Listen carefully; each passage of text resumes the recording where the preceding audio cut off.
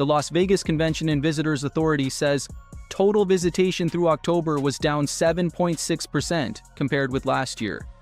Hotel occupancy fell to 76.1% in July, a 7.6% year-over-year drop. In June alone, the city welcomed just under 3.1 million visitors, down 11% from June 2024. International visitors? Down as much as 13%. But the most alarming figure sits elsewhere. According to the University of Nevada, Las Vegas, UNLV, Center for Business and Economic Research, Las Vegas is projected to receive only about 39.1 million visitors in 2025, roughly 6% below the 41.6 million recorded in 2024. That means roughly 2.5 million visitors are missing, and they are unlikely to return anytime soon. Mayor Shelley Berkeley revealed a telling detail in an interview with PBS News.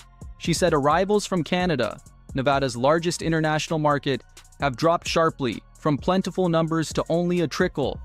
The situation is similar with Mexico. Let that sink in. Canada used to be one of Las Vegas's most reliable sources of visitors.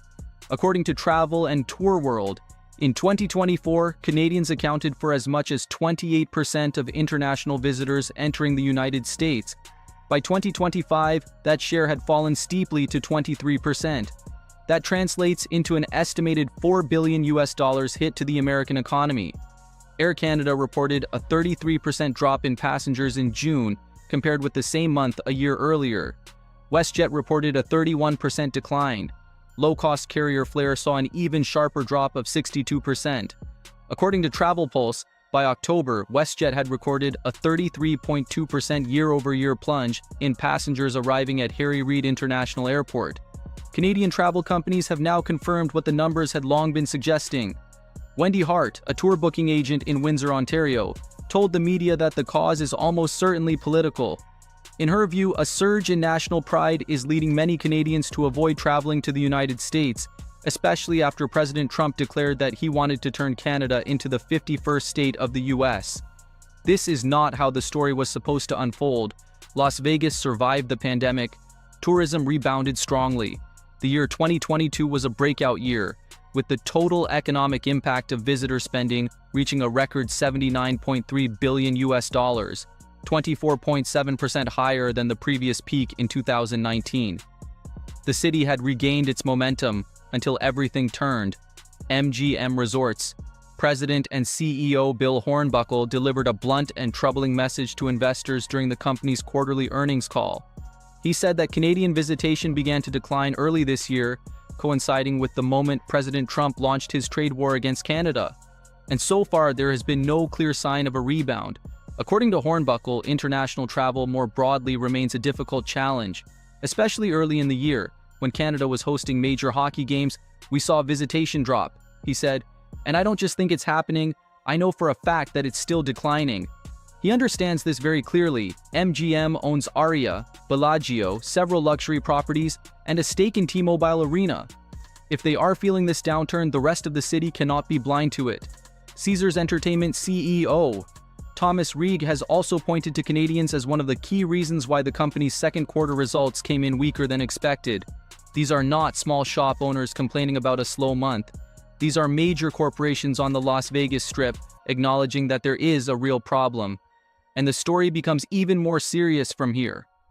A congressional report prepared by the Democratic minority on the Joint Economic Committee shows that the drop in tourism is inflicting tangible damage on U.S. businesses across multiple states. According to CBC News, in 2024 alone, travel from Canada contributed $20.5 billion to the U.S. economy and supported roughly 140,000 jobs. Stephen Miller, an economics professor at the University of Nevada, Las Vegas, examined the data more closely. He concluded that spending by Canadian visitors supported about 43,000 jobs in the Las Vegas area and generated $3.6 billion for the local economy. 43,000 jobs, $3.6 billion. That is now largely gone. When President Trump imposed tariffs on Canadian goods and repeatedly floated the idea that Canada should become the 51st state of the United States, the Canadian government did not stay silent. Prime Minister Justin Trudeau pushed back. In February 2025, he publicly urged Canadians to prioritize spending at home rather than traveling to the US. "This is the moment to choose Canada," Prime Minister Trudeau said in a 13-minute address. "That may mean changing your summer vacation plans, staying in Canada, and exploring more of our national parks, provincial parks, historic sites, and the incredible destinations our country has to offer." Canadians heard that message clearly. According to Statistics Canada, the number of Canadians driving back from the United States fell by 38.1% in May compared with the same month in 2024. By August, only 1.9 million Canadians returned from the US by road, a sharp 33.9% year-over-year decline. They are flying less as well. The number of flights from the United States to Canada in July dropped 5.5% compared with a year earlier. A report by the U.S. Travel Association projects that international travel spending will fall by $5.7 billion in 2025 compared with the previous year. The association says most of that decline is driven by the steep drop in Canadian visitors. Nevada Senator Catherine Cortez Masto joined a bipartisan delegation to Ottawa to meet with Prime Minister Mark Carney in an effort to repair relations. She described the trip as an attempt to deal with the chaos under President Trump. The Democratic senator said the collapse in tourism is causing real economic damage and that she wants to see tensions ease so visitors will return to Nevada. But de-escalation has not come quickly enough. Las Vegas has been left to fend for itself.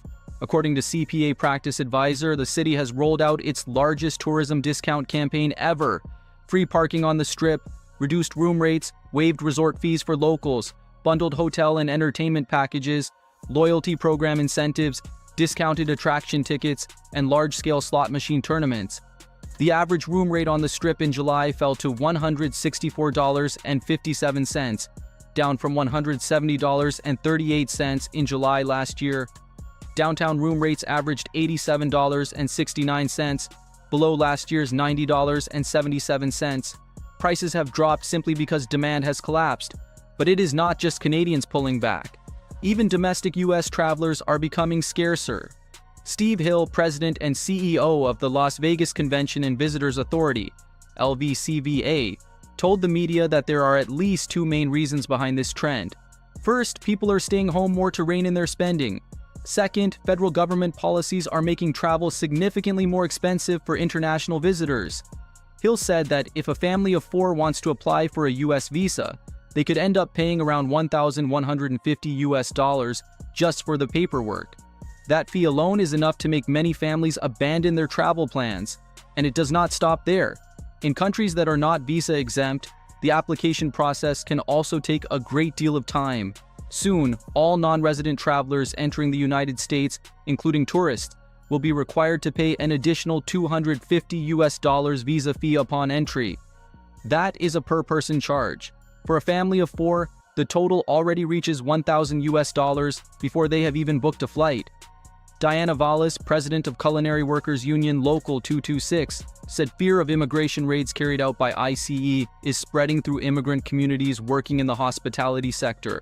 Workers are living with anxiety, customers are not coming, and local leadership has largely stood by as all of this has unfolded. Nevada officials are being accused of failing to protect the industry that built the city. In 2024, as many as 22.6% of people in the Las Vegas area worked in tourism-related jobs. Hotels and casinos alone accounted for 13.2% of the region's total workforce. As visitor numbers fall, demand for labor drops with them, meaning less money flowing into the state economy. Larry Turner, a janitorial worker at a hotel casino in Queens, is feeling that impact directly. He has seen his hours cut, shifts disappear, and co-workers laid off one by one. This is what happens when federal policy creates disruption and local leadership fails to respond forcefully enough. Trade decisions and hardline rhetoric on immigration from the administration have triggered a domino effect that runs straight to the Las Vegas Strip. The tariffs President Trump imposed on Canadian goods sparked a nationwide boycott of U.S. travel across Canada, and Las Vegas has taken the hardest hit. Meanwhile, Nevada officials continue to host Formula One celebrations. They promote the Super Bowl. They cut ribbons on new projects and talk about record years. On the other side of that reality, Canadian visitors quietly cancel their reservations. Mexican tourists choose to stay home. Domestic travelers look for cheaper destinations elsewhere. Leaders ignored the warning signs until the damage became impossible to miss. In the NIA ranking of the top 10 destinations for the Labor Day holiday, Las Vegas fell to last place in 2025, down from 6th in 2024. Dead last. David Schmidt, chief economist at the Nevada Department of Employment, Training and Rehabilitation, offered an even more troubling assessment in comments to the Center Square. He said the Las Vegas casino industry actually peaked back in 2006, nearly 2 decades ago. That suggests